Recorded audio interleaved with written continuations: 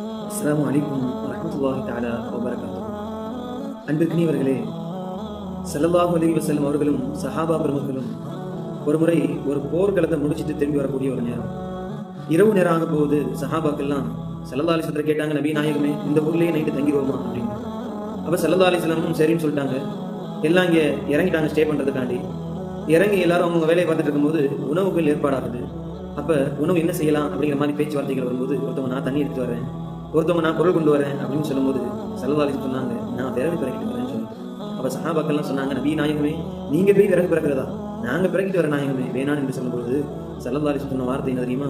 தோழர்களே, சய்யிதுல் கௌமி ஹாதிமுஹும், ஒரு கூட்டத்தினுடைய தலைவர் அவருக்கு பணி செய்யக்கூடியவர் தான்.